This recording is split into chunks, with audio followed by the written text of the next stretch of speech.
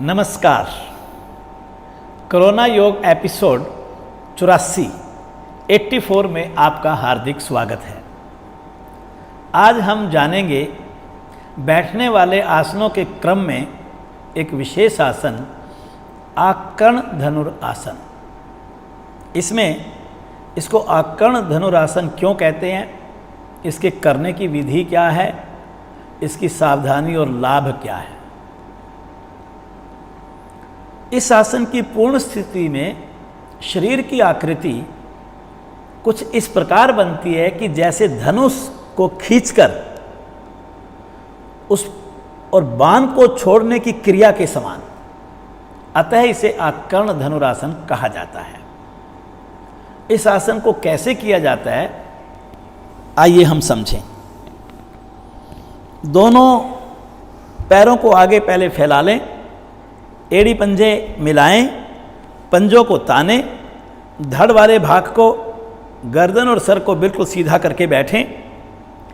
अब ये देखिए, बाईं टांग को मोड़ा और टखने के पास से घुटने से ऊपर जंघा वाले भाग पर रख दिया, वो पंजा तना रहेगा।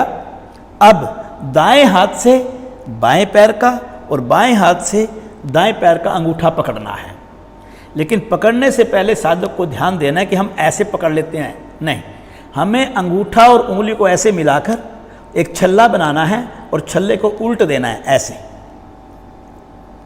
और ऐसे ही दूसरे पैर के अंगूठे को पकड़ना है। आगे ऐसे नहीं झुकना, कमर को सीधा रखना है और पश्चात श्वास भरते हुए बाएं पैर के अंगूठे को दाएं कान के पास लाना है। अभी आप देखेंगे, जितना नज़दीक ला सकते हैं आप उतना नज़दीक अपनी क्षमता के अनुसार लाने का प्रयास करें, तभी इस आसन का पूरा प्रभाव आपको मिल पाएगा। ये देखिए आप,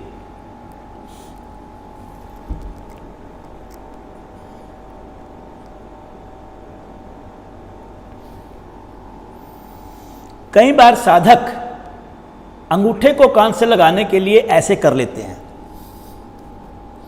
ये गलत है। अगर ये हिस्सा आपका झुक गया, ये हिस्सा आपका बिल्कुल सीधा रहना चाहिए। जहाँ तक अंगूठा जा सकता है वहाँ तक जाए। पूर्ण स्थिति में जाकर हमें सामान्य श्वासों के साथ रुकना है, पश्चात धीरे धीरे वापस आना है। उसके बाद यही क्रिया हमें विपरीत दिशा से दोहरानी है। व्यक्तिगत साधना में आप इसे 2 चक्र, 3 चक्र, 5 चक्रों तक इसका अभ्यास कर सकते हैं। यह आसन किसको नहीं करना चाहिए? जिसको फ्रोजन शोल्डर की प्रॉब्लम है, वह प्रारंभिक अवस्था में जब तक उस वेदना से बाहर ना आ जाए, उस दोष से बाहर ना आ जाए, तब तक इस आसन का उसे अभ्यास नहीं करना चाहिए। अगर रीढ़ में तीव्र वेदना है तो भी इस आसन का अभ्यास ना करें। जैसे दोष मुक्त हो जाएं, पश्चात आप इस आसन का अभ्यास कर सकते हैं। इस आसन के लाभ क्या है, आइए वो देखें। हमारा टखना, पिंडली, जंघा, पीठ और कंधे ये हमारे बलिष्ठ बनते हैं, पुष्ट बनते हैं इस आसन के करने से। हमारे सभी पाचक अवयव और निष्कासन अंग भी इस आसन के करने से प्रभाव में आते हैं। इस आसन के करने से शरीर का जितना, खास तौर पे टांगे और भुजाएं, उनकी नसें सक्रिय बनती हैं और शरीर में स्नायु दोष भी ठीक होता है। अगर किसी को गठिया का रोग है, उसके लिए ये आसन बहुत लाभकारी है। अगर किसी को पैरालिसिस की शिकायत हुई है, उससे आसन पूरा नहीं लगेगा, लेकिन वो धीरे धीरे अगर इस आसन का अभ्यास करेगा तो उनको भी इस आसन के करने से लाभ होगा।